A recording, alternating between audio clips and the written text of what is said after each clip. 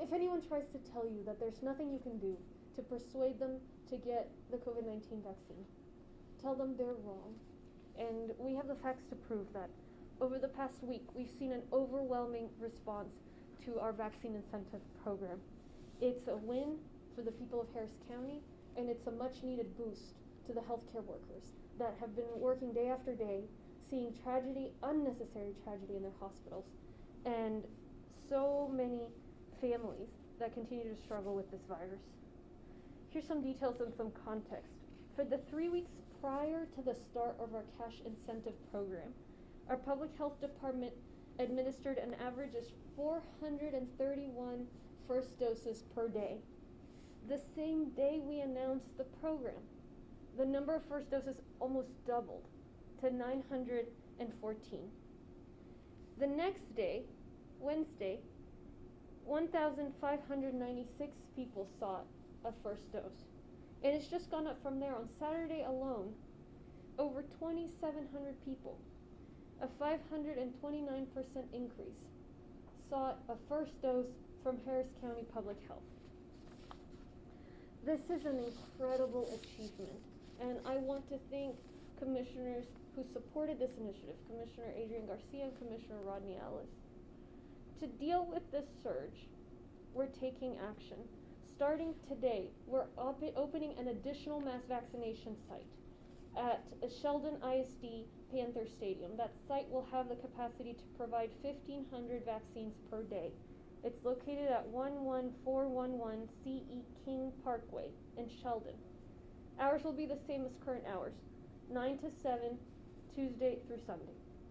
Starting on Thursday, we will also move the NRG Park vaccination site to Dick Graves Park on Reed Road. It's a location where we have the capacity to provide 1,800 first doses and 2,500 total vaccines a day, an increase from what we can provide at NRG Park. We're also increasing our mobile unit capability. So by this Friday, Harris County Public Health will be able to offer a total 4,600 first doses and 7,600 total doses, including Dick Graves Park, Sheldon ISD Panther Stadium, and our mobile sites. The Dick Graves location is at 2,000 Reed Road, and it begins operation on Thursday, August 26th. It's on 288 South past the 610 loop. It's not far from NRG Park, and we'll have plenty of signage to make sure to direct people there. Hours are also going to be the same, 9 a.m. to 7 p.m., Tuesday through Sunday. There will be no pause in operations between the closure of NRG Park on Wednesday and the opening of Dick Graves Park on Thursday. The way you get the vaccine, along with the $100 cash incentive, remains the same.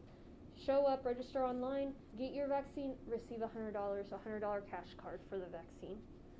You visit readyharris.org or call 832-927-8787 to register, to pre-register, and to find the sites that are available. We have around 10 any given day. Today I'm also requesting $30 million to procure hundreds of additional nurses for our region. I'm grateful to the support from the state in providing nurses to our region. Some have arrived already, and it's incredibly helpful, but there's still a gap, and it's urgent. Over the past several weeks, we've been in touch with officials from the Southeast Texas Regional Advisory Council. It's the group CETRAC for short, that is responsible for coordinating the needs and the resources of our health providers, our health agencies during emergencies in particular. We've been in touch with them to determine what the needs are, between what the state has provided us and what's still necessary for our hospitals. We've assessed the maximum amount we think we may need based on the maximum length of time these nurses may stay, and that's how we've arrived. The experts have arrived at this $30 million figure.